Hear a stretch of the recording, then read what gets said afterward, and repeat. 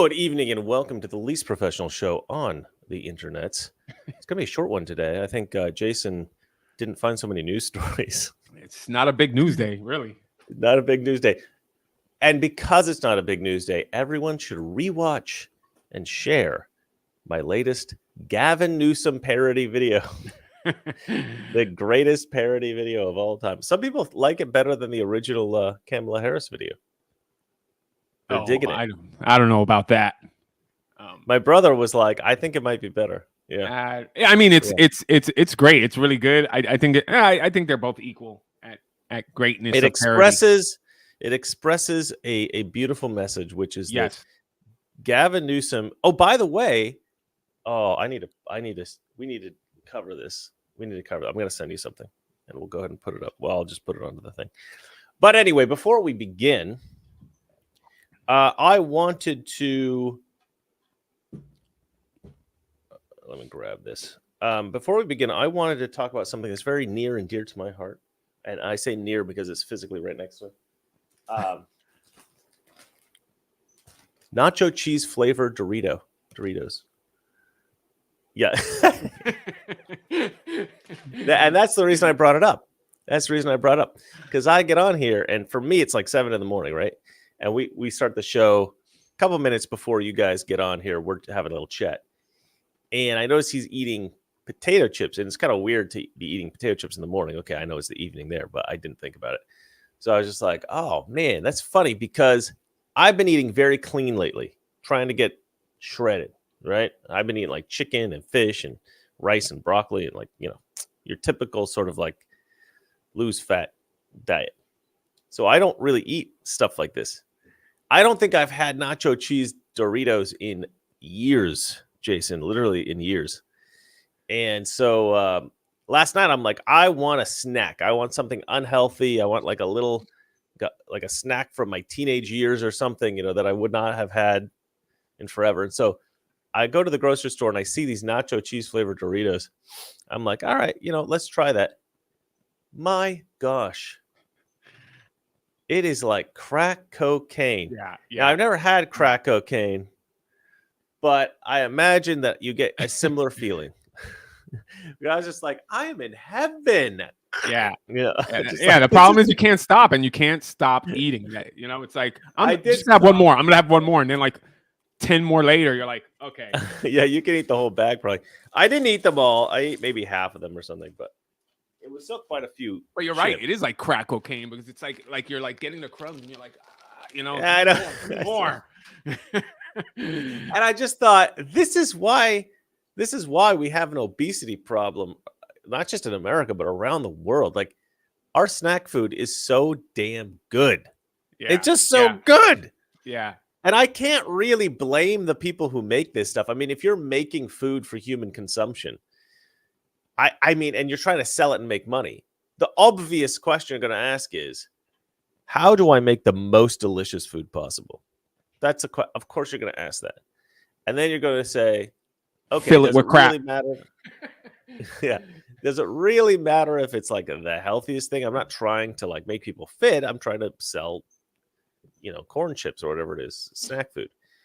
So you sell this to them, and then you got a problem because now you're selling food to people and it's killing people. I mean, it's killing people over the course of like, a lifetime. You're just like shaving 10 or 20 years off people's lives, but you're not really doing, that's not the goal.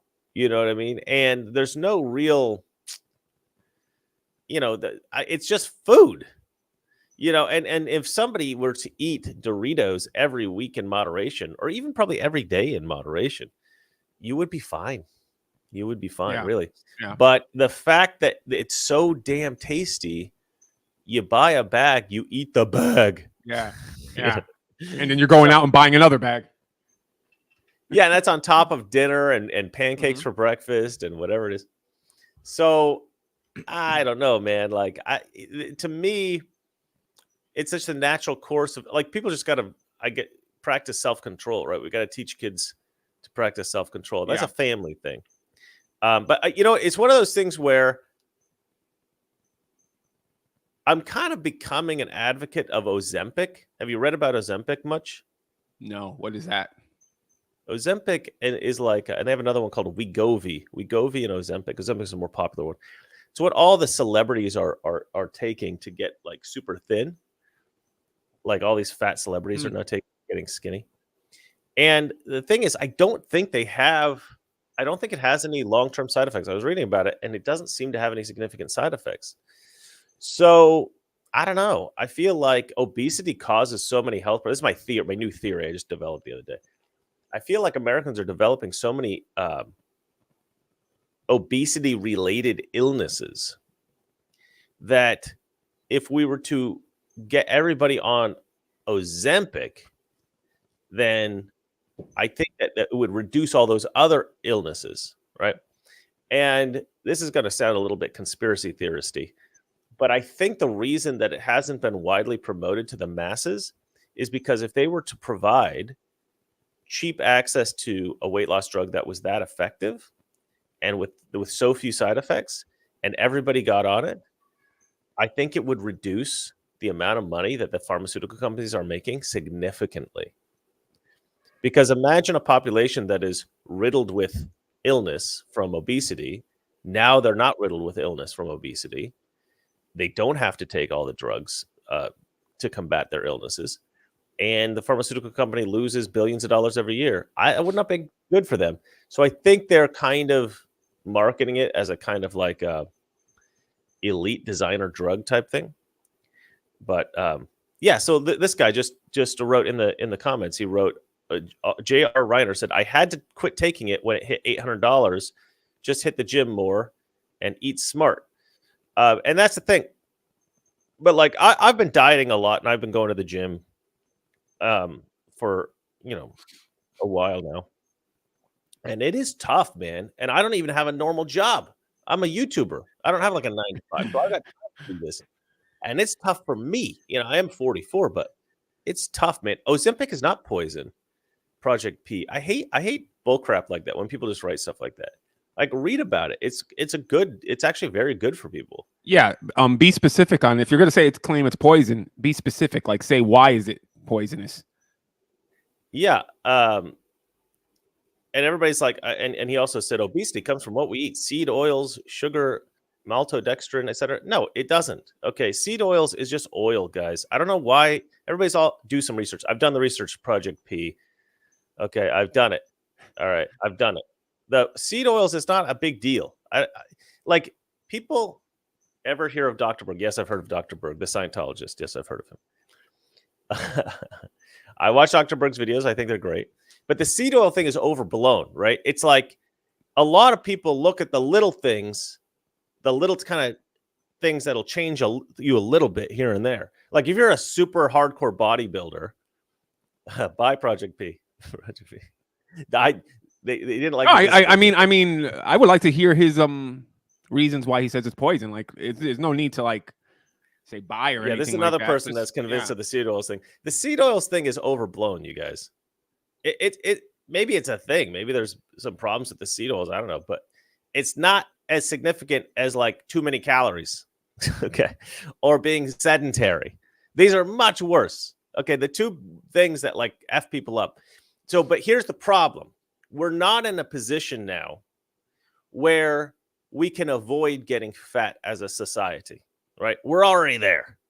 That's the problem. We're dealing with a situation that's already out of control. It's not like we're like, oh, you know what? We seem to be getting a little bit overweight as a society. There's too many people eating a little bit too much or eating too much.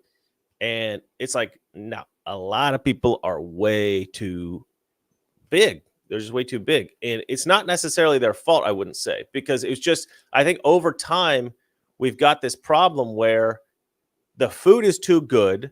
Our lives are too easy. I think that's actually the biggest problem. It's like we used to work in the friggin' coal mines. My ancestors worked in the coal mines. Okay, really. Not like Joe Biden, where he just copied somebody else's script and said that. Yeah.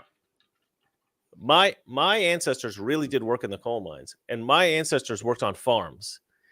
And they, and we used to do that. That used to be all of us. I mean, most of our ancestors did that kind of stuff. So we were always moving, always run around. We probably took, human beings probably took at least 20,000 steps a day. Now it's like get in your 10,000 steps a day. We used to do it without thinking. We used to do that because we didn't have, we didn't have cars. We didn't have, everywhere you go, you would have to walk. You know, it was an amazing thing that when me and my wife went to Europe not too long ago was the one amazing thing that I realized, because we walking around, most people in Europe, especially in like the major cities or something like that, they walk. That's all they do. They pretty much walk. They're not driving around. And the funny thing is, I look at my wife and I look at my legs and I'd be like, man, every single person here in Europe has like these freaking nice ass awesome legs, and I'm over here feeling like with a skinny scrawny legs, and I'm like, even a person that's like upper body's like fat, his legs are still like super fit. So I mean, exactly, like we're sedentary too much, I believe. Exactly. When I was in Sweden, I would see women and men in like their 90s. At least they looked like they were in their 90s, and they couldn't walk, but they were still walking with ski poles. They would have ski poles. Yeah. and they would be walking, and that was just like part of their life. That was part of their existence. I want to thank one of our favorite people here in the chat. His name's G.I. Jose. He says, your ancestors had the black lung. I got the black lung, Pop. Thank you, G.I. Jose, because G.I. Jose shared a video with me the other day. Which is when Congress. Yeah, go on. No, go ahead. I was just gonna say, when I go to Europe, I go everywhere. I just don't go to one place, so I'm all over the place. So yes, it's not just France. No, I'm answering somebody in the comments. Oh, okay. I was like, that's a weird thing to say. All right. But anyway, no, I get this text or email actually from G.I. Jose, and apparently some congressman read out my parody video in Congress on the record. No, are you serious? What? Yeah, on the floor of Congress. Yeah, it's like one of the craziest things. I'm not really sure. That is an accomplishment. Oh shoot, I sent it to the wrong. God dang it. Hold on. That is an accomplishment. Yeah, it's quite cool. I'm quite happy. All right, there we go. All right, you want to watch this, you guys? It's a little bit long. Let's watch. But it's pretty cool, I would say. Present, share screen. Now, this is Mr. Reagan's parody video being read out on the House floor in the U.S. Congress. Crazy.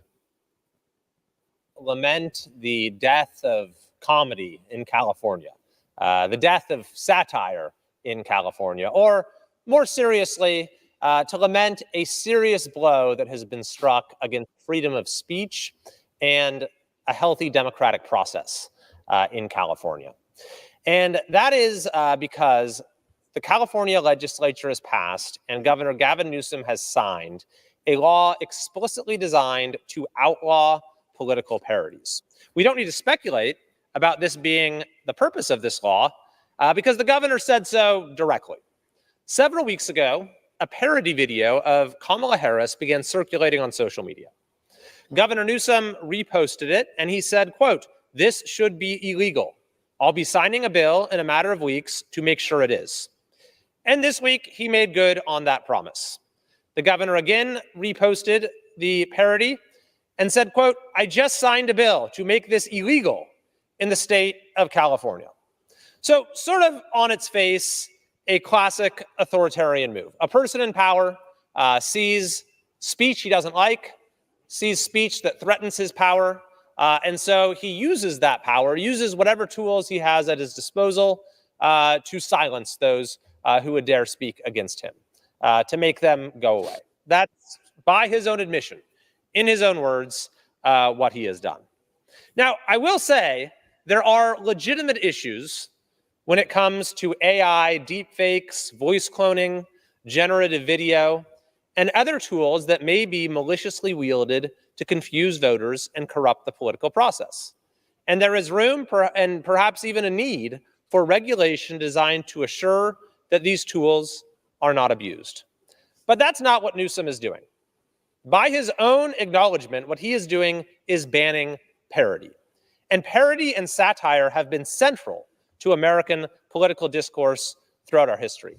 From the founding era, with satirists lampooning King George, through the works of Mark Twain, through the advent of television, Saturday Night Live, through the present day with The Onion, The Babylon Bee, and all manner of parody and satire on social media. It has thrived as a way for artists, comedians, and the public at large to humble those who have become too powerful and to convey truths in a particularly compelling way. Not only that, but satire and parody are clearly protected by the First Amendment of the Constitution. The Supreme Court has long held that parodies of public figures are protected even if they are, quote, outrageous. And the court has long held that any satirical statement is protected so long as it cannot reasonably be interpreted as stating actual facts. So, in short, if a reasonable person could discern that something is a parody, then it's protected by the First Amendment. So the question when evaluating this new law would be, is it stepping over that line?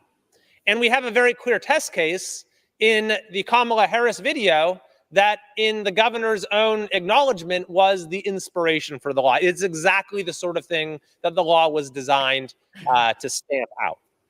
So let's just look at a few lines from this Kamala Harris video and see whether a reasonable person would actually believe that it's Kamala Harris. The first line of the video is this: I, Kamala Harris, am your Democrat candidate for president because Joe Biden finally exposed his senility at the debate. Now, would a reasonable person think that Kamala Harris said that when they see this video, that she actually made that statement? That's crazy. The video goes on. It says, if you criticize anything I You're say... being read in Congress. I know. Would a reasonable person believe that was actually Kamala Harris saying that in that video? Other examples, it goes on. I may not know the first thing about running the country, but remember, that's a good thing if you're a deep state puppet. Would a reasonable person believe that Kamala Harris actually said that? It goes on. Joe Biden taught me, rule number 1, carefully hide your total incompetence. Would a reasonable person believe that this is actually Kamala Harris saying, rule number 1, carefully hide your total incompetence? The video goes on. It says, my work on the border was, quote, catastrophic.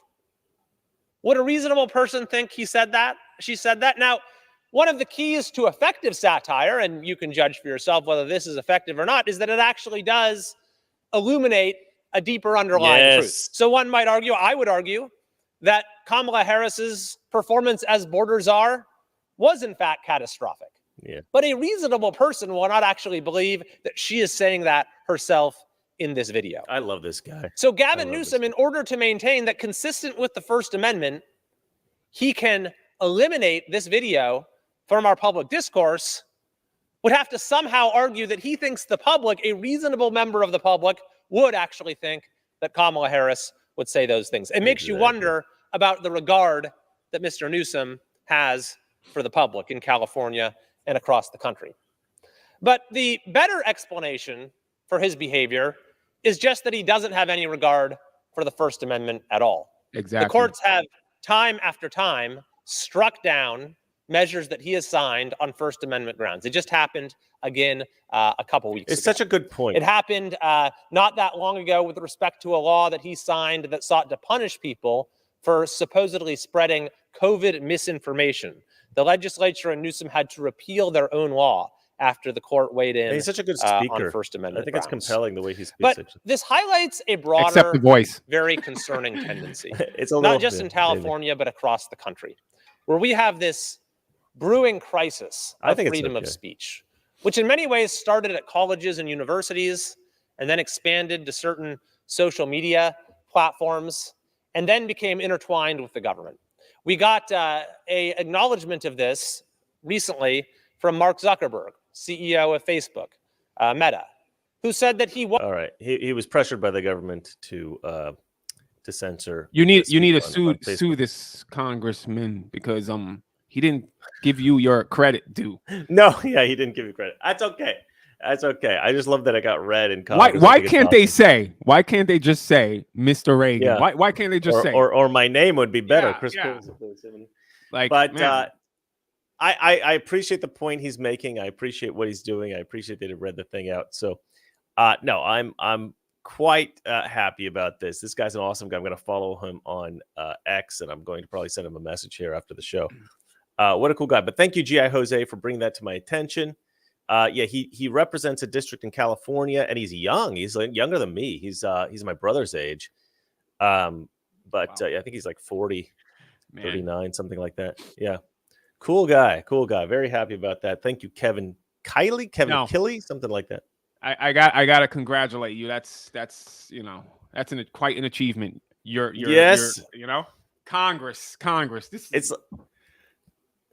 I don't know if I can handle more interesting things happening to me. Like anytime I go to a party or something, people ask me what I do, and I start it opens up a whole bag of worms, and I have to sort of get into it. And there's always somebody who's like, "Oh, politics! I want to talk about politics," and then they just like get me in a corner and they're like yelling at me all night about politics. I'm like, okay, yeah, okay, all right. And my friends are just sitting there like, "Oh my God, kill me now," Yeah. Like, no, sorry, this is how it happens, You know what's the best part of it? You didn't even have to run for office. Yeah. I used to make funny videos. Look, there's different ways. That's what's so great about like comedy and the entertainment industry. Like you can have such an influence with it. Yep. That's what I love about it. There's different ways to try to shift the culture, to try to change the world, You can run for political office. You can try to make a funny video. You can make a movie. You can make a TV show. You can just have awesome kids. That's a good thing to do. But you can shift the culture.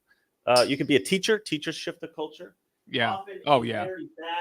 Often in very bad ways these days. But wouldn't that be nice if we had like good, just good old fashioned religious Christian teachers again in schools? Yeah. Oh, by the way, we're talking about snack food earlier in the show. Yeah, this is the Indonesian version of Gatorade. It's called Sweat. What a horrible name. But it's not bad, but it's called Sweat. I don't think they really understood what they were doing when they branded this stuff, but it's popular here. Pretty popular. Yeah, everybody's going off on your little health thing earlier. Yeah. No, I think because here's the thing, like I see people trying to get fit and they do all the wrong stuff. Even with YouTube, they do all the wrong stuff. So, people need Bo Mac, that's going low. That's going low. He's going to say the jabs did more good than harm next. Come on, man. That's hitting you in the gut. But I don't think they were entirely bad. Everybody thinks they're entirely bad. I take a sort of more moderate position on the vaccines. What is Pocari? What's the first part of that drink? Yeah, I don't know. It could be like, is that a person's sweat or something? Is it Pocari sweat? Like it's sweat? A specific guy. Yeah, a specific guy. He's a magical creature here in Indonesia. That's why it's so good. It's really funny. I was out with somebody. I don't know who.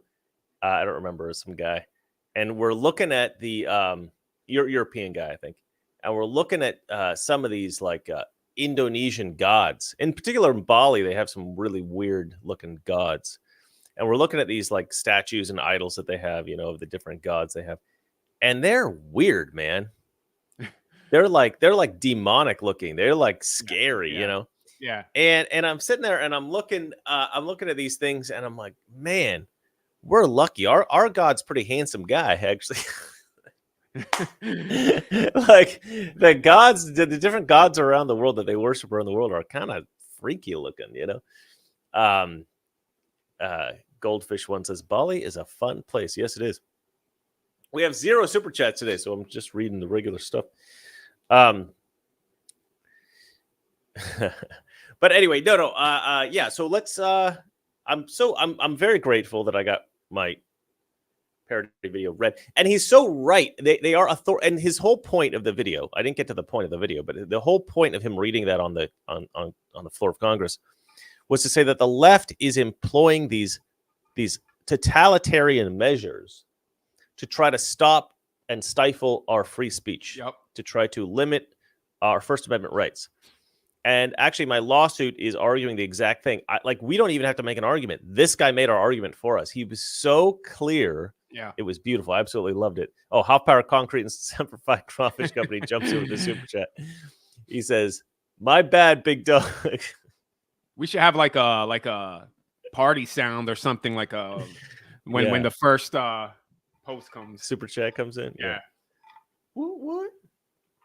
But anyway, yeah. So yeah, I'm very grateful. But his point is the left is authoritarian. They're doing all these authoritarian things, trying to stifle free speech. That's what my lawsuit's about. This guy made it very clear.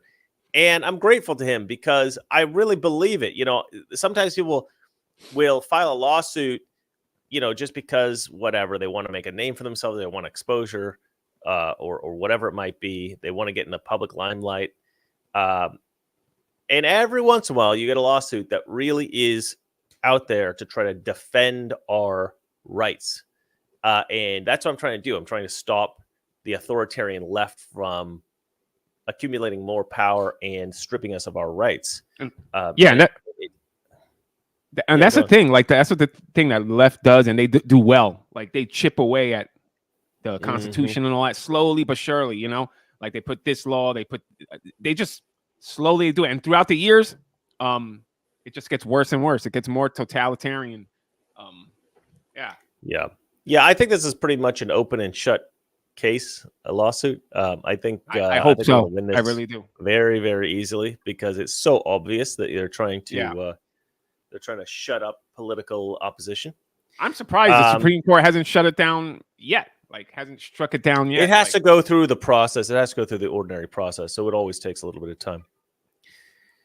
But let us get into the first news story. It took us a while to get to the first news story because there's so much other personal chat to talk about. I mean, I guess we could consider the congressional reading of my parody video to be the first story. Yep. What is onomatopoeia? Bob Ritter. I don't know what you're saying. He's explaining the Pocari. Okay. Oh, interesting. All right. The Pocari doesn't mean anything. It's in, I don't know what that word is in Japan for bright and bouncy. It's for bright and bouncy. That's what it means. Okay.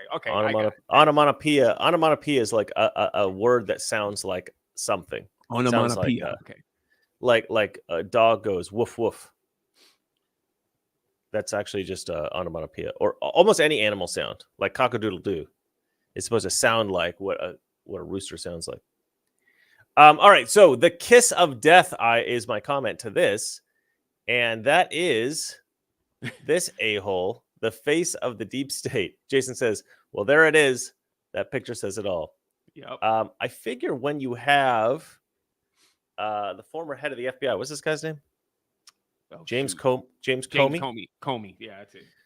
When you have the former head of the FBI, James Comey, who is an absolute corrupt piece of crap, come out with his Biden-Harris 2020 shirt, you got to know who the corrupt deep state a-holes are. Yep. You know what I mean? It's like he's advertising. Like he's like the ultimate deep state stooge. And he's like, the ultimate deep state stooge endorses these guys. So you got to be like, okay, well, you know what's crazy?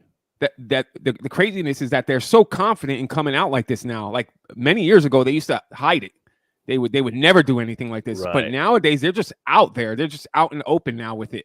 Like they don't have any fear of backlash or anything. They're out now. What's weird is this is a 2020 thing. So is this an old thing or what? Because I just saw this the other day being posted. Is this one of your AI parodies, Chris? No. But yeah, what a degenerate. I hate that guy. All right. Half Power Concrete Simplified Crawfish Company says, on an excavator, hard to operate and super chat at the same time. Oh, he's currently on an excavator. Respect, man. Respect. I don't think I've ever used an excavator. I just used I don't even know what it's called. Some other kind of machine that my father has. But yeah, there's a lot of little levers and stuff because you gotta excavate. All right.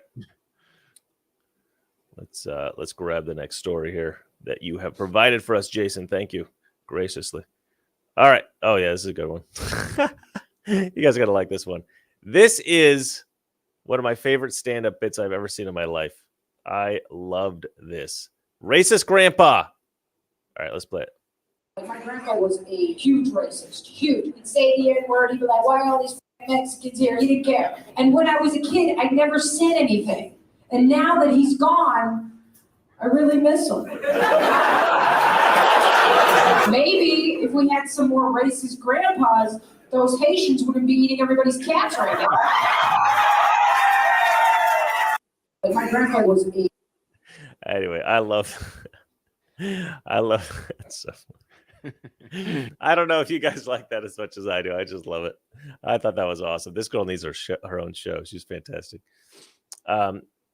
We always kind of joke around, like those of us who are kind of in, comedy aficionados. I wouldn't say like I'm a pretty funny guy. I wouldn't say I'm at the level of like a professional comedian, but like in normal conversation, I'm a pretty funny guy. Actually, yesterday, I run into my friend. I call her Sophia. That's not really her name. I can actually tell you her name, but I can't think of it off the top of my head because it's difficult. Her name is, hold on, something. Her name is So-Yun Kim. So-Yun Kim. But I never remember that, so I just call her Sophia. She goes, just to call me a Sophia. It's easier. She's a South Korean girl. And I run into her at the grocery store when I was getting my Doritos. And she had a friend there from China. And so she introduced me to her friend, whatever. And so I asked this other girl, I said, because she'd noticed me. She told me she'd noticed me because when you see somebody, sometimes you kind of sneak up to them and you're like, that looks at, you elbow them or something. And they're like, whoa, who are you, random stranger? And then they look at you and you're like, oh, crap. Hey, it's my friend, right? So I did that whole crap. And this Chinese girl had seen me coming up to Sophia. And so she'd noticed me. She mentioned that she'd noticed me. So I said to her after I met her, I go, so how obvious is it that I'm an American? This is after we were talking for a little while, when you saw me, did you know immediately I was American? She goes, no, actually, I didn't know you were American. And in fact, even when you started speaking, I wasn't sure if you were American. Because she's like, the way you speak, like your accent isn't very obviously American. She goes, it wasn't until you started joking. And I was like, oh, yeah, that's an American style of joke.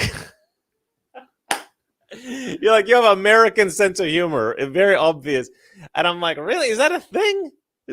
We have a very American style of joking around. So, okay. So apparently that's what gives it away is my comedy style. But yeah, I like to think I'm a little bit funny, that I can crack a joke here and there and it's effective. Kurt, the third host, who at some point just evaporated into the ether, he's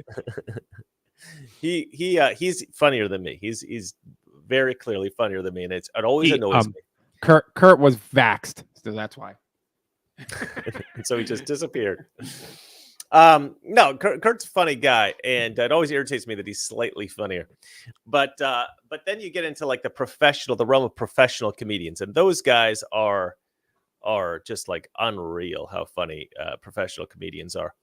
But I have most of us who are interested in comedy or have some kind of at least an appreciation for comedy, we recognize that female comedians or women generally typically aren't that funny. That's just how it is. I mean, some of the girls that I've dated in my life have been absolutely hysterical. So there are, of course, exceptions. One of my very good friends is Chrissy Mayer. I don't know if you guys know who Chrissy Mayer is. She's a stand-up comedian. I went to one of her shows once in Vegas. Unbelievably funny, hilarious girl. Obviously, Roseanne Barr, one of the greatest comedians of all time. There's plenty of women to be able to go, oh, they can be funny. You're saying conservative comedians?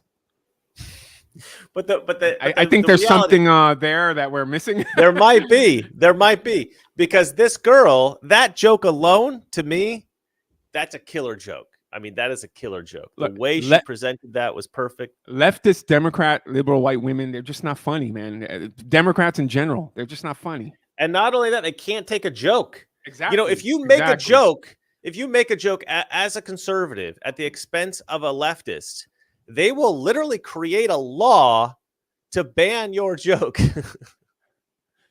Jason, come on, pay attention here. You're not okay. My God.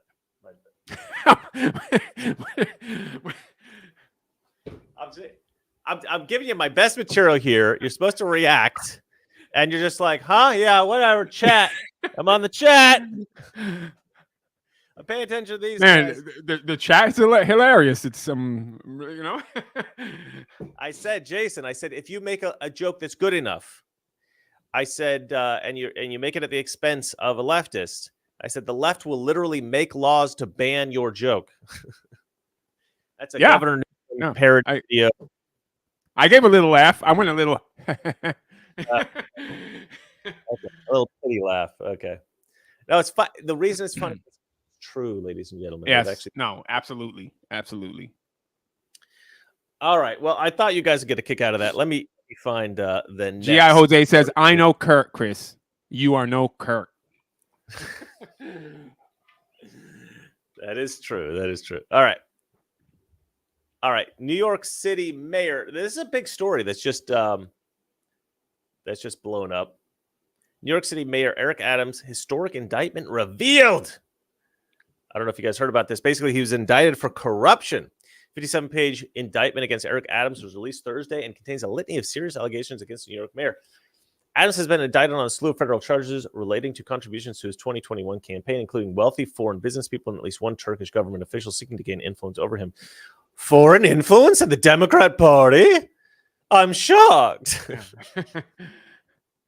Heavens to Betsy, I might just faint. Let's see here. Overall, there are 5 Overall, there are 5 district criminal counts. Do they mean distinct? I don't understand that. District criminal counts. Okay. Maybe I just don't understand what that means. Okay. In the Adams indictment, including bribery, fraud, and soliciting illegal foreign campaign donations that prosecutors said began when he was a top elected official in Brooklyn and continued after he became mayor. Basically, here's how it boils down, as I understand it. Oh, holy smokes. Look at that. Okay. Conspiracy to commit wire fraud, federal program bribery, and to receive contributions by foreign nationals. Wire fraud.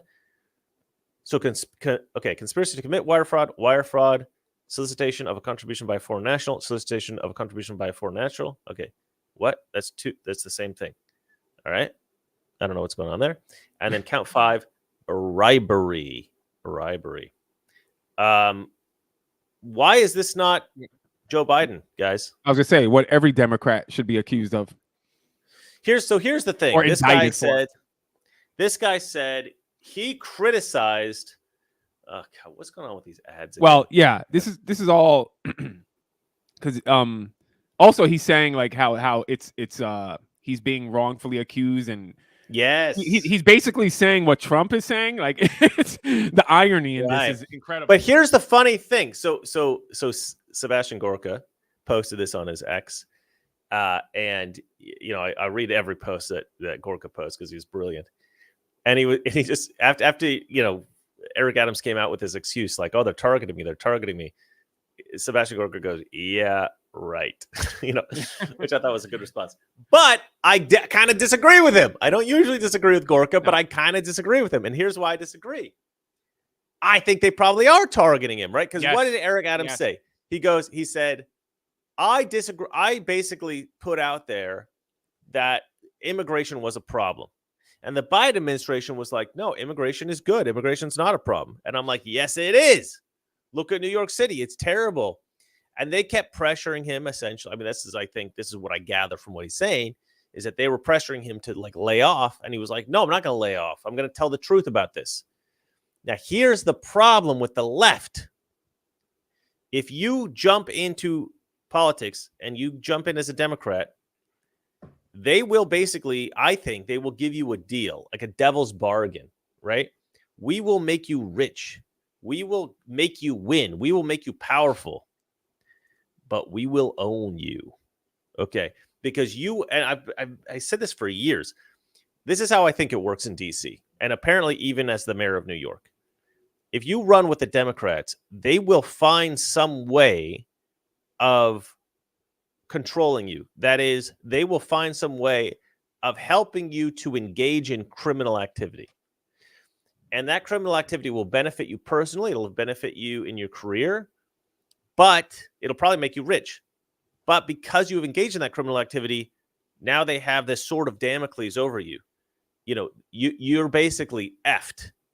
They can chop your head off at any time. And so you have to do what they say. You have to fall in line. And if you step out of line, they will cut your head off and they will display it for the other Democrats that they control. And they will say, look, what's going on here, Jace? I'm trying to write my thoughts before I forget. Oh, okay. Fair enough. Respect. Do that. So I hate when I'm talking to somebody, they're not paying attention. Because it's like, I'm like, I feel like I got to say things to get your attention. But if you're writing your thoughts, go ahead and write your thoughts. So I think that this guy was fully controlled by the Democrat Party, fully controlled by the deep state. He stepped out of line and they said, look, we cannot have our puppets disagreeing with us publicly, showing us this level of disrespect. It's like the mafia, you know?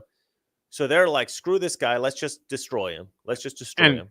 And the person that's going to replace him is the perfect puppet for them. I wasn't paying attention. I did look at that guy for a quick second, but he looks like a complete lefty lunatic. Yep. Yeah. I don't remember his name or anything though. I didn't read the full article. I just read a little bit. But yeah, no, this Eric Adams, he stepped out of line too much. And they needed to show their other puppets. This is what happens when you step out of line. So this is not only this is what they can do, right? They can expose the corruption that they have on you. So I actually think they are going after him because he stepped out of line. Yes. But that doesn't mean that the corruption isn't real. Exactly. I think the corruption actually is real. And I think they got stuff on all the Democrats. Yeah. And I think this is why we need Trump in. This is why we need to clean house. This is why we need to get rid of. We need to drain the swamp. We need to cut out the cancer that is the corruption in Washington, D.C. Yeah. Okay, Jason, go. Hopefully I can remember what I wanted to say, but you're absolutely right. This is totally about him coming out about the illegal immigration and all that, illegal aliens. They're making him pay for that. Yeah. But they are stupid because they're trying to tell other Democrats and stuff, don't go crazy. Don't go off the it's the speaking points that we give you. The script. Yeah, the script. Sorry. I'm kind of slow tonight. I'm sorry. People. It happens to all of us. It's like I always say tonight, when I go up to get a Subway sandwich, I always forget the word spinach. You know what it is? There's a hurricane passing by Florida right now, and it's just driving my sinus, my allergies all crazy. So I don't know. Something's up. What's happening? Okay. So, but I was gonna say that the Democrats are actually stupid because now the Democrats, the Democrat voter base or the voters can see they're doing this to a Democrat, not just to a Republican. They're also doing this to a Democrat, and now they can see. Now they can see. Wait a minute, maybe there's something. Jason, maybe there's something up with this. I don't agree with that. And I'll tell you why. Because the stuff they're going after Trump with is illegitimate. Oh, I agree. But in contrast, I think the stuff they're going after Adams with is legitimate. So they actually make it look like when they go after somebody, it is legitimate. It also makes them look like we don't just go after Republicans. We're totally fair. We go after Democrats too. So now you got all these voters going, they're not going. This is not lawfare. They're not going after Trump unjustly. They go after Democrats too. They're totally even. They're totally fair and just. So I actually think it's the opposite. I actually think it presents them with. I see what you're saying, but I think that would have been the case before like all the craziness is going on. If you're a big fan of Eric Adams and you believe that what they're going after him is illegitimate, then yeah, you might be right. So I think people are seeing that it's a power play. It's it's all just see it like that. Yeah, I mean, I'm sure the way left don't see it like that, but I think my concern, I guess, when I talk about people in the middle. That's who I'm really referring to. People in the middle that. Well, I do think that you're right with some people, and I think I'm right with some people. It depends on how the problem with Democrats is you can never tell what they're thinking because they're so gullible. I mean, you can always kind of anticipate with most things, but like it's hard to judge how dumb they're going to be because they fall for just about anything. They fall for so much stuff. Like there are things. Like I never thought they were going to take Trump to court, even though I actually predicted it on my show. I didn't believe my own prediction because I was like, okay, in order for them to do the things that I expect that they want to do, they're going to have to take Trump to court. And if they take Trump to court, they're going to be exposing their corruption because that is like one of the primary things that Americans have always said since like as long as I've been alive. You do not take your political opponents to court because it makes you look like you are corrupt. It makes you look like a third world dictator. So I thought, I don't know if they would do that because they'd be exposing the corruption. And then they did it. And I thought, holy crap, everybody's going to know that they're corrupt. And every hardcore Democrat in America just jumped on X and said, you see, Trump is a convicted felon. And I just thought, wow. How much of the dang Kool-Aid did you drink, girl? Like, what is... You believe this crap? And that's kind of just how it went, And to me, it's like mind blowing how easy it is to just manipulate the mind of these dumb Democrat voters. All right. Steel Fang jumped in, said, I'm late to the stream. I don't trust the stereotypical snake oil salesman cure. If something is too good to be true, then it probably is. I'm for the old-fashioned way of losing weight. P90X, baby. Yeah, you're right. Most of the time it is true. But I'm telling you, I think this stuff is good. All right. Hot Power Concrete and Super 5 Crawfish Company, $2 says, Jason read my comment. Or Jason read my comment. It's either, it's too bad that the word read and read are like past tense and I don't know what the word is for a demand. But anyway. I think he's trying to confuse me. I'm confused. I'll tell you that. Let's move on to the next story, shall we? Yes. Anyway, the point is, I think that Eric Adams is actually corrupt in the way that he's being accused of. But I think all Democrats are corrupt, and they choose the ones they're going to expose. Well, based on which one of them cross them. Could we be seeing the blackmail in as it's actually happening now? What we're always saying, like, yeah, that's a good point. That's actually a good point because black males are shifting to Trump, and this is not going to help them. This is not going to help the left with the black exodus, the black male exodus from the Democrat Party. There's going to be a lot of black men, and I don't really like that about the different groups in America where they support their own. If you go to, and this is true of all of them. I mean, I don't want to say this about every group, but I'm going to go through a list. Sorry. This is my racist list of racist groups. Asians will want to vote for Asians. This is probably the least strong example, but this is true. Asians will want to vote for Asians. Latinos will want to vote for Latinos. Muslims will want to vote for Muslims. Blacks will want to vote for blacks. Jews will want to vote for Jews. You even get smaller group of demographics, I would say. You get people who are, I was gonna say they're gonna replace him with another black man, so that's true. Yeah. Gays will want to vote for gays. You know what I mean? Like, you get all these, like, women want to vote for women. That's probably the biggest one, And I think that is sad because imagine I said, I'm going to vote for somebody because it's a straight white man and I want a straight white man in office. You racist. Exactly. I will be lambasted as a racist. But if you're black, you can say, well, I think it would be nice to have a black person in office And then everybody goes, yeah, how amazing would that be? Oh, more diversity.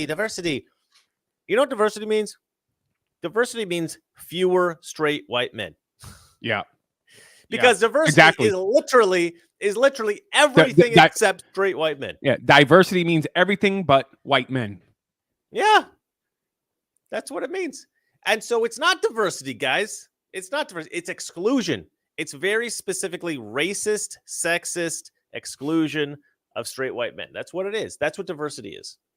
So whenever they say diversity, it's a racist term. We're going to make that a thing on the show now. The word diversity is a racist term against straight white men. Every time you hear it, no matter where you hear it, if you hear it in the UK, if you hear it in Australia, if you hear it in America, the word diversity is a racist term meaning fewer straight white men. That's what it means. We're excluding straight white men. That's what diversity means. Get that in your head. Teach that to your kids. Teach that to your friends. That's what it means. It's a racist term. Yeah. Anyway. G.I. Jose says that Chicago gangs have had enough of the Venezuelan gangs and they're about to go to war with them. I'm gonna bust out the popcorn. That. Can't wait to see it. I've heard that. By the way, these Chicago gangs, they don't know what they're up against, man. If you go and see what these Venezuelan gangs are capable of, you better watch out because I know, man. I feel like this is the time when scientists need to develop serums to turn normal humans into superheroes, like Captain America, and I will volunteer. I'll do the Iron Man project. Chris, that's what an AR-15 is for. Yeah, true. They say I don't know if you guys seen this Joe Rogan clip. I wish you would have found it actually because it's look for this actually, Jason. There's a new Joe Rogan clip where this guy's like, there's a real Iron Man project in the military. And they're trying to develop an Iron Man suit. And they have like a battery made of that has like a nuclear core. It's like nuclear fission core. And that's how you power it. It's crazy, man. It's crazy. I don't know what would happen if you hit that battery though. Like, wouldn't you get like a what is Joe Rogan about? What was it? Joe Rogan said about Iron Man project. Iron Man project. Okay. All right. Hot Power Concrete and Simplified Crawfish Company says YouTube is literally deleting my comments in the chat. I hope that's not true. It's possible. It's possible. All right. Let me go to the next news story, ladies and gentlemen. As Jason looks for the Iron Man thing. Found it. I got it. Oh, you got it. Nice. Yep. Sending it right now. Okay, so Kamala Harris faces corporate media backlash for avoiding her record. How weird is this? That the mainstream media is like criticizing Kamala Harris. I don't even understand what's happening to the world now. But that's why I named this episode the woke are waking up. Like all the woke people are actually coming to realize like this is insane. I mean, we'll get to the Mark Cuban stuff in a second, but the corporate media raised concern about Vice President Kamala Harris's repeated attempts to avoid her record during an economic speech and MSNBC interview Wednesday. I can't wait to go through that. I haven't gone through that yet, but I really want to go through that whole interview and watch that because I want to see her foul up. Let's go ahead and look at this. Kamala says, we need to move past our failed policies that we've proven don't work. So true. I know they keep saying things. I was thinking about doing a series of videos where I just clip out things that Kamala Harris has said and then put at the end like a little like bumper that says, that has the Trump Vance thing 2024, and it says, I'm Donald Trump and I approve this message. Okay, you're not paying attention, but I think it's funny. Do you understand the words that are coming out of my mouth? Jason, have I lost him? What's going on here? Oh, yeah, I lost him. Sorry, I was on another page I couldn't see. All right, let me read a super chat here. This is from Steel Fang. He says, dude, the government is making a real Fallout T-45 power armor, ? Yeah, apparently. So we're going to read that story as soon as Jason gets back. I don't know what happened. Maybe the power went out. They're not getting the hurricane directly, but there is there is sort of like outside winds and stuff, I think, where he's in Miami. Oops, hold on one second. Let me just Let's go ahead and play this Kamala Harris bit. We just need to move past the failed policies that we have proven don't work. I love that. I love that the Trump war room go ahead and posted that. But let's go ahead and look a little bit here about the Stephanie Ruhle interview, where she does not really push Kamala Harris on anything. Very softball interview, as they say. What's 5 minutes? Our colleague Stephanie Ruhle has just wrapped up her interview with Vice President Kamala Harris. The interview will air in full tonight at 7 p.m. Eastern.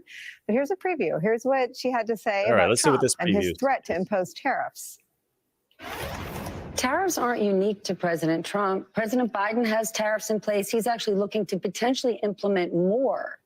Where do you come out on? Is there a good tariff, a bad tariff? Well, part of it is you don't just throw around the idea of just tariffs across the board, and that's part of the problem with Donald Trump. Frankly, I'm going to, and I say this in all sincerity, he's just not very serious about how he thinks about some of these issues. And one must be serious and have a plan, and a real plan that's not just about some talking point ending in an exclamation at a political rally, but actually putting the thought into what will be the return on the investment and what will be the economic impact on everyday people. To me, this is hilarious. Like, I always say this about Kamala Harris.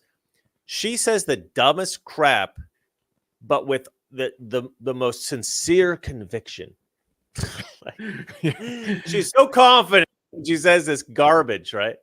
She's like, the sky, as we all know, is red, and we need to invest $8 billion to turn the sky a prettier color of blue. I call this color sky blue, and I want to turn the blue sky sky blue. Chris, don't. What you're saying is making more sense. Like always, like just stop trying to act like her. It's just not going to happen. I know you can't even fake being as dumb as Kamala Harris. Yeah, this idea.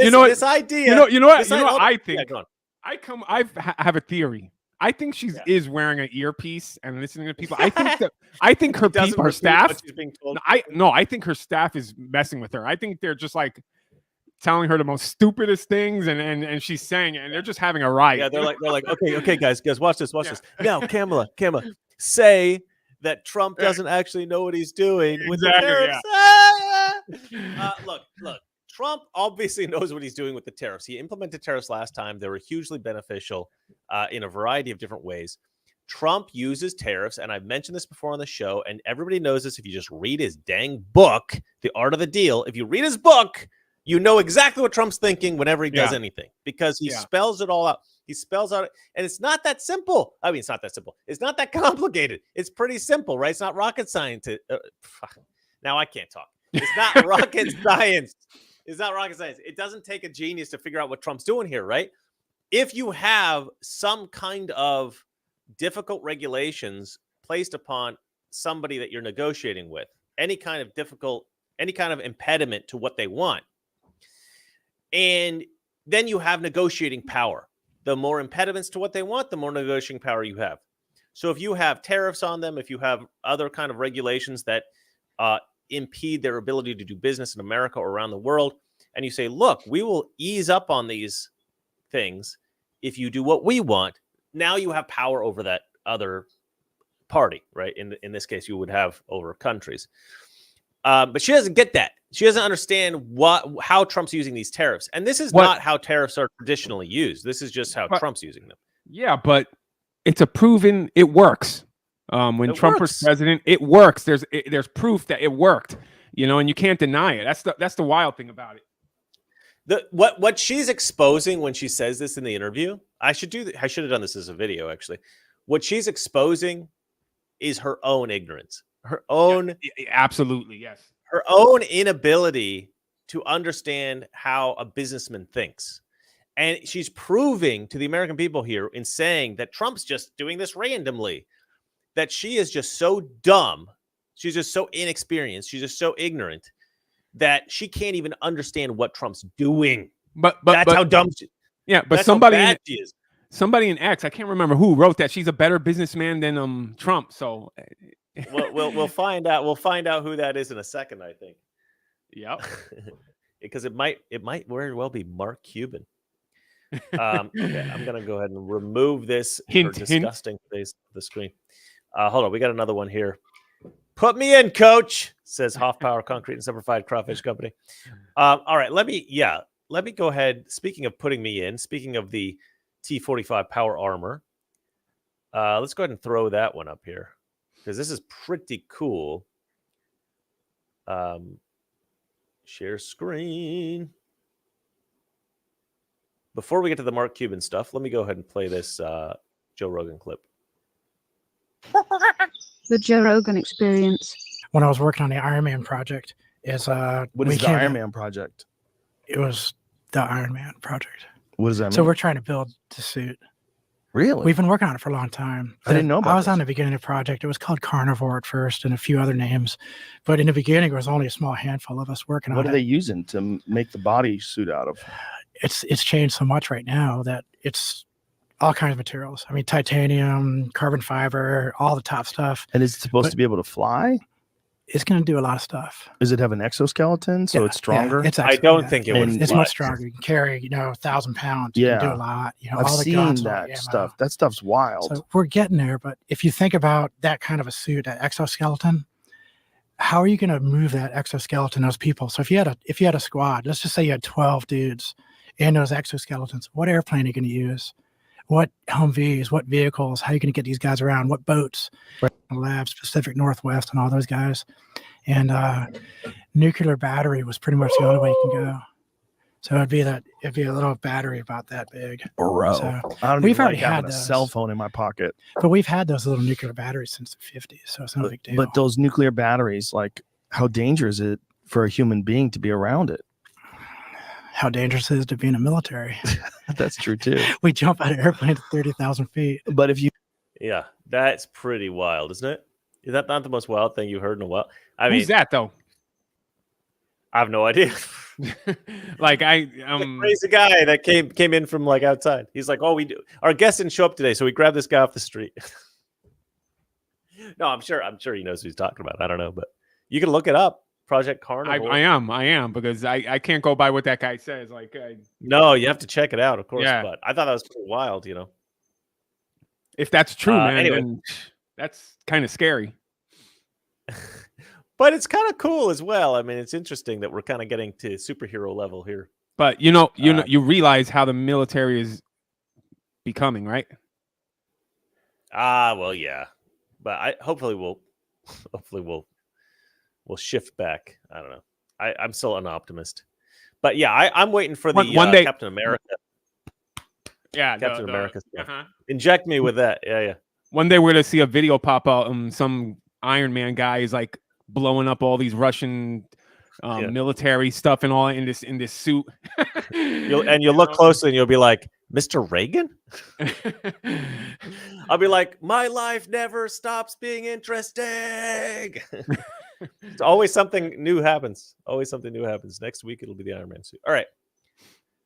Let's go and share the screen. Mark Cuban. Here we go. This is the Mark Cuban crap.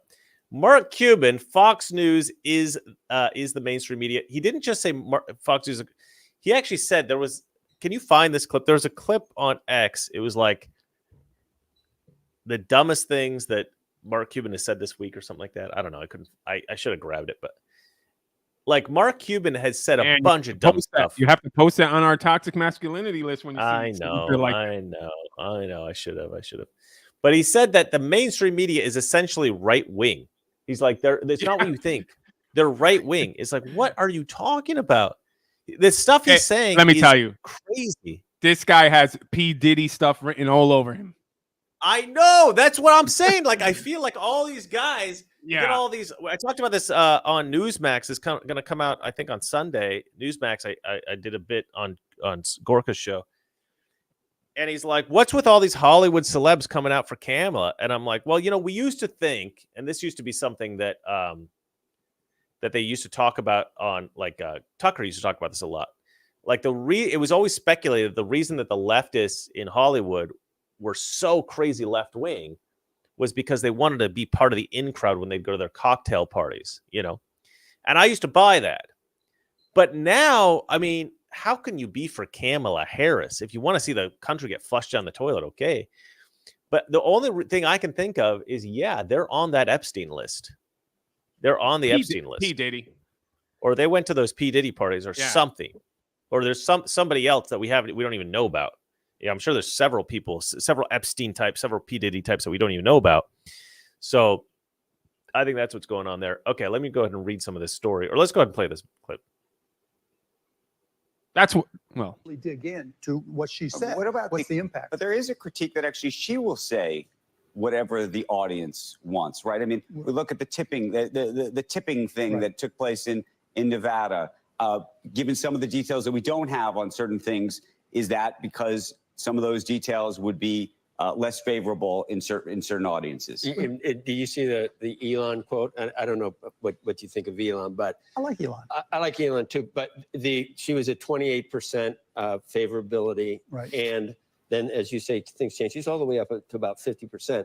I would just argue that filling in the blanks does not account for that move, and that the media coverage has been so positive and almost marked that it's like, we don't have to worry about trying to elect this guy who is clearly not up for another 4 years. And it's not Donald Trump. So they would have, the left and the people that need a candidate would have embraced anyone at that point. And, you know, ABC, it was 100% positive. This is the worst clip ever. We haven't got Mark Cuban at all. So Elon says, what changed the media? Stop talking. Okay, first, what's the most watched news channel? Who are the most watched and viewed and listened to podcasts? Who are the most watched and listened to? Or is it viewed? Fox? Yeah. Yeah. Right. Okay. I mean, it's not close, right? The number one shows are all Fox. The number one podcast, so lean right. Even in spite of that, she's been able to. Not in spite of that, meaning, well, in spite of that, meaning the mainstream media is not who you think it is. The mainstream media truly leans right. Maybe that's why. Oh, come on. This guy is dreaming. Look, he's right in that Fox is the most popular of the different news outlets. But the reason that the most popular is because even though I don't love Fox, right? I prefer Newsmax. I prefer my show, of course. I prefer other stuff like that. Sorry, I got really bright in here. I prefer Sebastian Gorka's show. Yeah, that's a good one. I prefer Gorka's show. But at least Fox isn't crazy left. At least they're not like MSNBC left. At least they're not CNN left. You know, but they're definitely they lean right. But the reason that people watch that network is because they can't watch the other ones, so they don't want to get lied to. You know, but CNN and MSNBC, these organizations, they used to be bigger. I don't know if MSNBC was ever bigger than Fox, but Chris, CNN used to be dominant. Yeah, go. Mark has Ozempic face. Jack He definitely has Ozempic face. He definitely has Ozempic face for sure. 100%. Yeah. I have a theory about that too. I have a theory about the Ozempic face as well, which is that people who are very fit, like people who do sports or go to the gym and eat well, if they're overweight, I think they'll look okay if they lose a lot of weight quickly. But if you lose a lot of weight quickly and you don't go to the gym and you don't eat well, you're going to find out exactly how sickly you actually look. I think that the obesity in America actually covers up how unhealthy people are because it kind of fills them out. But if you were to get really thin really quickly without exercise and without a good diet, right, just taking something like Ozempic, you find out how unhealthy you actually are because then you start to look like death, essentially. Yeah, you're right. He's probably on Ozempic. I think what he's trying to say is that nobody takes the mainstream media seriously anymore. Nobody is watching them anymore. And that the alternative media now is becoming the mainstream media. That's what he should have actually said. Because now I think people are taking more independent news sources more seriously than the mainstream media. 100%. And he should have included that. In a way, he should have said, exactly.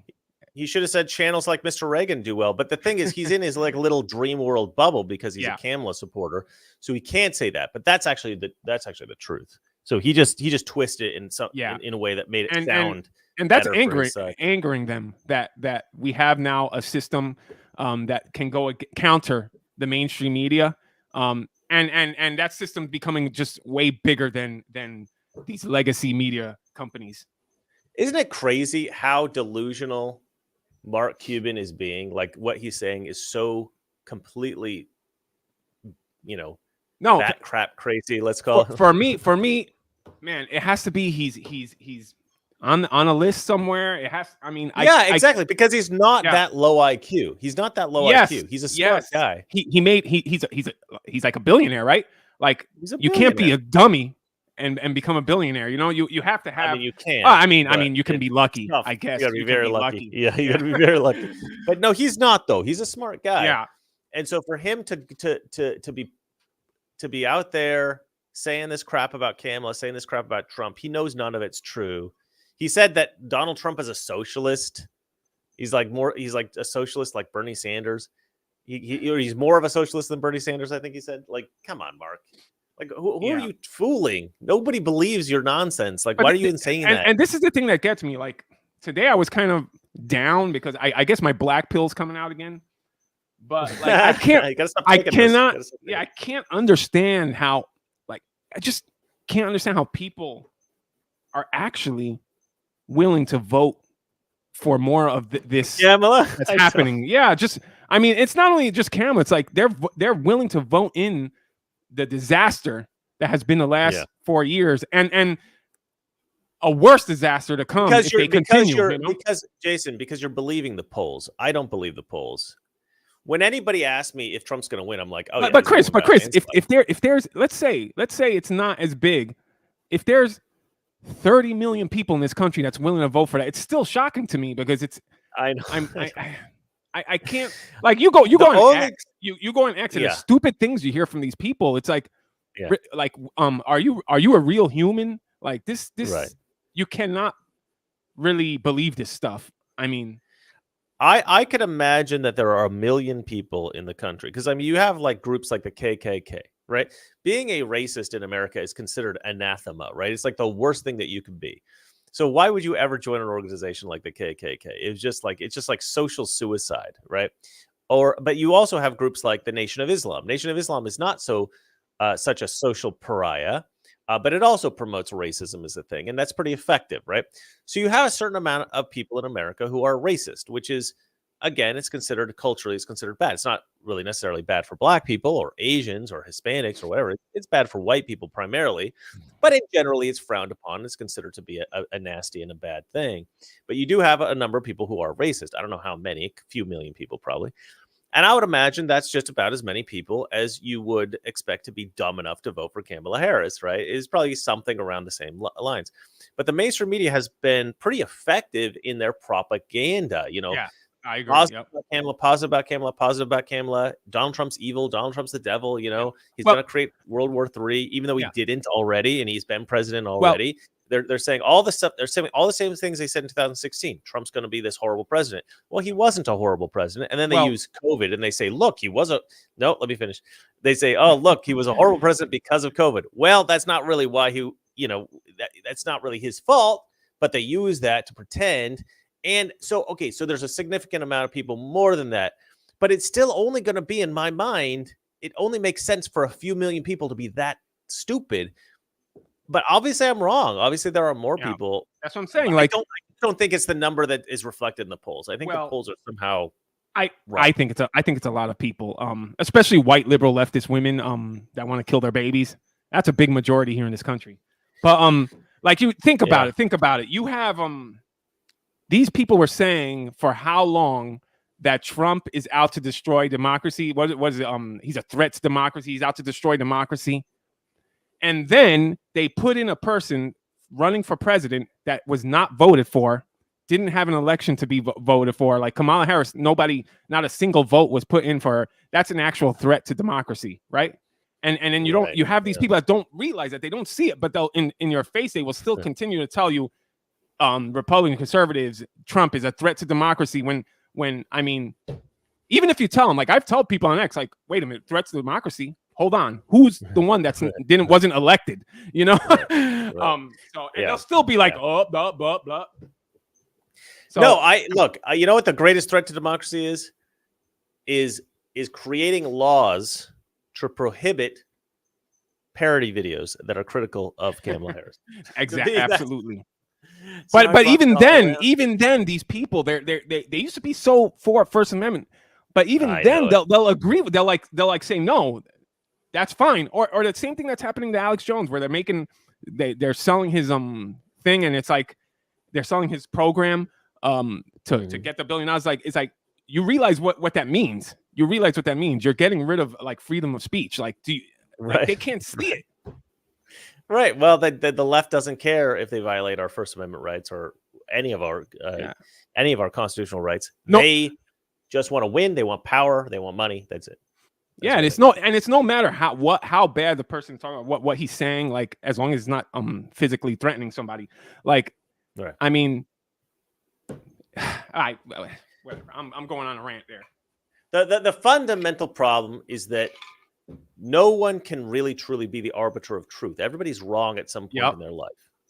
So we have to allow people to be wrong. And the Democrats are like, no, you're not allowed to be wrong ever. You must say things that are right all the time, and I get to decide what's right. That's what the Democrats want to do. And that's the whole reason we have the First Amendment is and crazy tyrants like that don't get control. Yeah, and that's completely a threat. That's a real threat to democracy, or a real threat to our republic. Absolutely. Yeah, threat to the republic. Look, and when we say democracy, obviously that's just shorthand for our current system of government. I'm using their language there, so we were using their language exactly. So we don't need those comments. But yeah, look, it's a big red flag, guys. If somebody says that I need to be able to tell you what is the correct thing for you to say, that is a big red flag to say this person is a tyrant. This person is actually probably wrong more than they're right. This person is a narcissist. They're a tyrant. If you say nobody should be able to say anything except for what I think is right, they're probably wrong most of the time. That's how I see it. Okay, let's look at this story here. This is from Breitbart again. We like a Breitbart here. Exclusive pre-Veep debate polling data shows that J.D. Vance is more trusted than Tim Waltz on major issues. That's not surprising considering Tim Waltz is, Mr. Weirdo. Yeah. He goes around saying that J.D. Vance is weird, that Donald Trump is weird. He's the weirdest freaking politician I've ever seen. All right. Have you noticed they actually stopped that? Like, they're not doing that anymore because they don't say the weird thing anymore. It's working. So it was. Yeah, it's backfiring. Yeah. Yep. Senator J.D. Vance of Ohio is more trusted than Minnesota Democrat. I'm not going to read that again because they always do that. They repeat it 3 freaking times. The headline: Vance, former President Donald Trump running mate, will face off against Vice President Kamala Harris's running mate Waltz in the vice presidential debate next week on Tuesday. Oh, I didn't even know that. That's great. Yeah. I hope those dogs aren't in Ohio. They might get eaten. CBS News anchor Nora O'Donnell and Foreign Affairs correspondent Margaret Brennan will moderate the debate. This poll conducted for Senate Opportunity Fund and obtained by Breitbart News. Okay, hold on. Yeah. Exclusively found that likely voters nationwide trust Vance more than Waltz on each of the major issues facing the nation: immigration, national security, the economy, and inflation, and crime. Vance's advantage over Waltz is highest 6% on both immigration and national security. Well, that's great. That's good to know, actually. I mean, here, you know what? Sometimes the American people surprise me by how smart they are. Like when Trump won in 2016, my mind was blown. You know that little mind blown emoji? That's what happened to me. And I was sitting there with my friend from Switzerland. Her name was she's got kind of a funny name. Her name is Dunya. And Dunya and I are watching I love your perspective on everything, because it's like a perspective that the rest of the world thinks. Yeah. No, I was in LA, but my friend Dunya came over to watch the debate because she was a little bit into politics. But she was an immigrant, to America, so she was convinced that Trump was going to kick her out of the country because she had bought into all that, because she's a lefty, she's a Democrat. And I'm like, Dunya, he's not going to kick you out of the country. Relax, you're going to be fine. You will be fine. Just like you'll be fine. But she's bawling, crying that Trump won, and I'm just like cracking up, laughing. I'm like, ah! I'm like, I can't believe it. I can't believe it. In the back of your head, you're probably like, she's probably right. No. I knew that Trump was going to try to. What does Trump care if? Like a nice Swiss girl is here in the country. The only thing that was bad about her was she was too gullible. She believed in Democrat crap.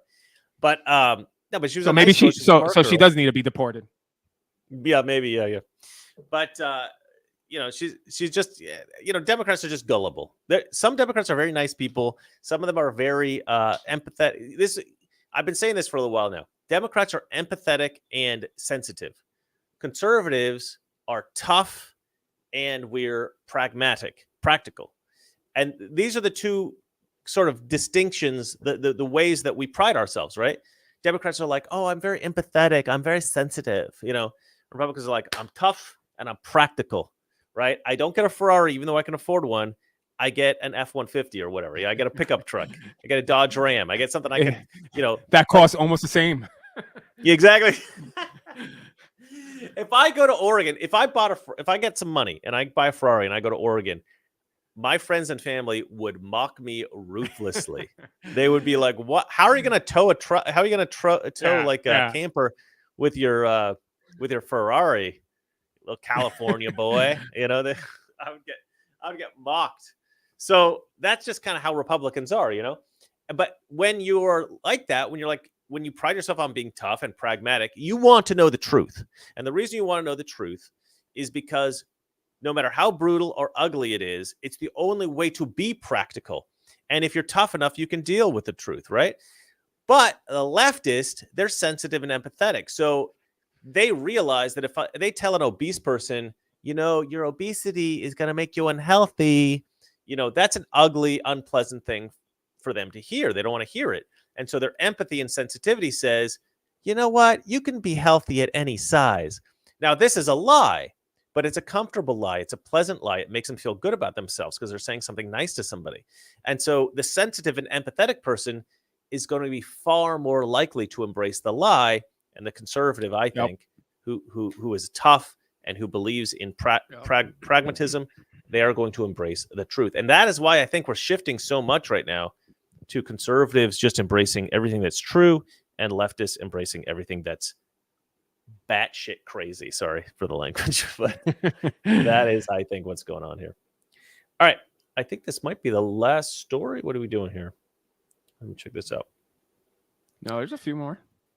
Well, okay. I mean, as far as news stories, maybe you're right. All right, let's look at this. Hold on. It would be good for us to have a black woman as president for the first time in history, but my vote's... Oh, I love this. This little girl is the reason I named this episode The Woke Are Waking Up. Let's have a look at this. It'd be good for us to have a black woman as president for the first time in history. Yeah. But my vote's kind of still on Trump. It'd be good. I love this little girl. Look, whoever are your parents. Yeah. Kiss them for me. Kiss them for us. We love them. We love your parents. Look, at the end of the day, this is what I was talking about. It's okay to be racist. Could you imagine if I was like, oh, it would be so good if we had, like when Biden was running. Let's say Trump was black or a woman or something, right? And imagine we were like, well, I'm a Republican, but I really would like a straight white male president. But I'm still going to vote for Trump, even though he's a black woman or whatever it is, right? That would be insane. Yeah. Of course, I wouldn't want Biden in office because he's a straight white man. That would be crazy. But they've convinced this little girl that it's okay to want a black female president, even though Kamala Harris is Indian. They've convinced her that it's okay to say that on the national news. On the national news, you can say something completely racist, completely sexist, and is totally fine if the way you're being racist and sexist is against straight white men. That's okay. The little girl believes that. But she still has enough sense to say, even though it's okay for me to be racist and sexist, we still really need Trump. I see it. I see it. Love that girl. I see her parents telling her, yes, my daughter, it would be great to have a black female president in office, but when we go to the store, we can't afford our food. And when we want to fill our gas tanks, we can't afford our gas. So I think Trump would be the best bet. So Bro, please go to school now, my dear. When you were a kid, because when I was growing up, we didn't have a lot of money. I don't know. Do you have a lot of money when you were growing up as a kid in New York? My dad did well. My dad was yeah, my dad did well. I Okay, can't maybe complain. you wouldn't relate. Maybe you won't relate to this.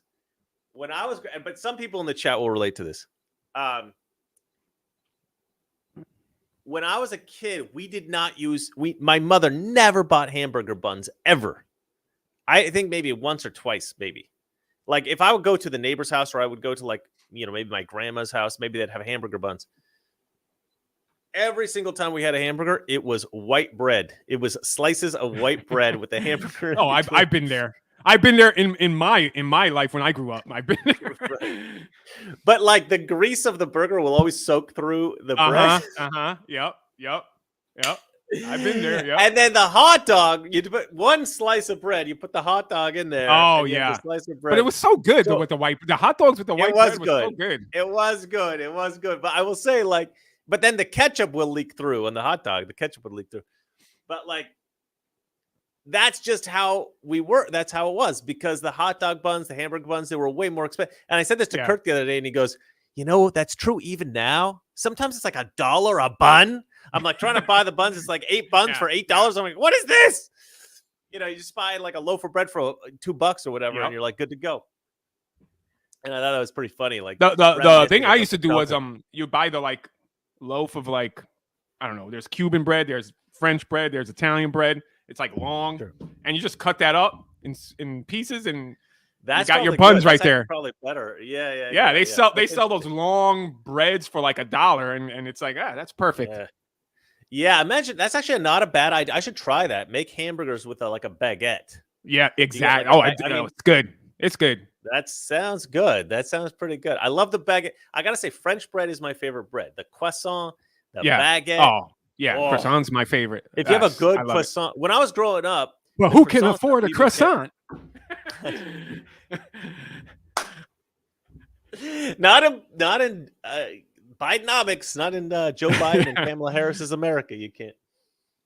It's also an interesting idea. Yes, G.I. Jose. There is more than one type of bread. How long have you been in the military for? Come on. It's like you just got out yesterday. I think that's a Mexican joke. I think Mexicans are because when you're broke, when you're growing up poor, you just have the white bread slices for everything, and you don't even know other breads exist. Right? Yeah. I will say, when I was a kid, my mom did get croissants from the grocery store that were terrible. I actually thought croissants tasted bad when I was a kid, because the croissants that my mom would get were sourdough croissants or something. I don't really know how they made them, but they were terrible. They just slapped the name croissant on it, and it's no, I mean, it was shaped correctly, but it didn't have the flavor. Well, that's what I'm saying. They slapped the name on it. I mean, it's a different dough, but it's it's a croissant, so we could get away with it. Yeah, and then I actually visited Belgium when I was 20 or 19 or 21 or so. I don't remember exactly, but I visited Belgium, and I was staying with this Belgian family, and they gave us croissants in the morning, and I was like, this is the greatest thing I've ever had in my life. I'm like, this is actually delicious. I didn't want them because I was like, I don't like croissants. They gave me this croissant, and I'm like, oh, this is heaven. And now I don't know what happened, and I actually visited Paris at one point, and I had the croissants there, and they were also amazing. I was living in England. The croissants there were good. And then I came back to America, and it took a couple of years, but they started getting better croissants here. And now I feel like just about wherever you go, you can get a good croissant. If you toast it up, or if it's freshly baked, it'll be good. This is a stupid aside conversation that we're having. The chat was going off on it. So yeah, sometimes those are the best things to do. The sort of dumb distractions are sometimes fun. But anyway, I'm gonna put this little girl back up on the screen because I want everybody to see. Oh yeah, the Pillsbury ones looks like. Yeah, the Pillsbury ones are great. Come on, it's not quite the same as a real croissant. No, they're delicious. This little girl, I just want you guys to see the face of genius. This little girl's going places. I love her. I love her parents. These are great people.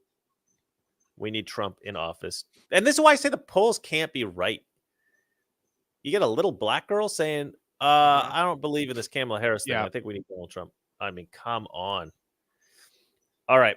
Let's go ahead and bring in another story. What do we got? We got Andy No. Andy No says, CNN reporter to child in classroom. What's the first 2 words that pop in your head when you hear the name Kamala Harris? Oh, this is going to be good. What's the first word that pops into your head when you hear the name Kamala Harris? Liar. What's the first word that pops into your head? Is that real? I think they went to the most well, maybe not. I was gonna say I think they went to the most conservative school ever. What is going on here? What is going on? Let me see this kid's face. Another, by the way, guys, another face of pure genius. Oh my gosh, I love these kids. Kids, don't go to college. Don't. You're gonna change. You're gonna change your minds. Yeah, don't go to Marxist college. Oh my gosh, that's so cool. This is what I'm saying. This is why I named this video "The Woke Are Waking Up," because I feel like a little black girl, you don't expect her to be, to think about these things that way, because that's kind of what we've been conditioned to believe is like all black people vote Democrat, right? All black people. That's what like Biden goes, if you're not voting for me, you ain't black. It was terrible. They just took it, and it was kind of true. Like I think black people voted for Barack Obama like 96% or something insane like that. But I think now people who have, groups that have traditionally voted for Democrats are now kind of waking up and going, you know what? Maybe we have been lied to, actually. And I love that. Let's have a look. Here's the last thing. This is the storm. This is what's going on in Florida. Yep. I think it. You gotta love Florida. Gotta love Florida. So they got that hurricane. Now, you guys. Oh, they got. I can't probably play that. But that's so funny. People are crazy, man. But so we'll just end with that. But look, how bad is it, by the way? Because the storm, I know, is not hitting Florida, right? You guys are sort of like, but it's like it's so huge, and there's like this. Oh, really? Surge. Even when it's not hitting you? Yeah, it's huge. It's we're getting the bands, and North Florida, west side, outside North Florida, bands, right? Is getting hit pretty bad, and like the flooding and all that stuff. There was a scene where I saw like one of the bridges there. I think it was in Tampa or something like that. I can't quite remember. Like the water is practically over the bridge. Wow. So yeah, it's I mean we're used to this kind of stuff, but still like it's still something serious. This is and worse than normal. Yeah, because I was here in Miami, I was feeling the bands of the hurricane. Like they would come in and all of a sudden it would be rain, wind, and so it's a pretty big hurricane. Yeah, I had that happen to me. I was in Hawaii, and there was a typhoon passing by, and it wasn't even really that close. But man, I was in this like very, very tall hotel building. Like I was like at the very top, and the winds were insane. I'm like sitting there watching TV, or I don't know if I was working, I don't remember, but just outside, it was just like loud, and the windows were like, bah, bah, bah, bah, bah, bah, bah, bah, and it was nuts. I hadn't experienced anything like that. And I lived in Miami for a while, and I was in this building. We had hurricane shutters and everything. Like, yeah. But so I've lived through hurricanes before, but I wouldn't expect it because it's not coming that close to you. So I'm actually quite surprised how bad that is that you're saying. I like that. Hurricane System of a Down. That's the band that's playing over Miami. No, that's cool, man. It's pretty. But you guys wild. are safe. Everything's good, right? Everything's good here. I mean, some schools have off, so that's good for traffic. And of course, the hurricane parties are great. It's like a hurricane party. Okay, time to party. That's funny, man. Well, I'm glad you're able to do the show and everything's cool and you guys are doing all right. And we will see you again here on Monday to talk about the news and probably also Doritos and the different kinds of breads because apparently that's what we talk about on the show. All right. Remember, everybody, it's not that the liberal friends are ignorant. It's just they know so much that is not so. Good night.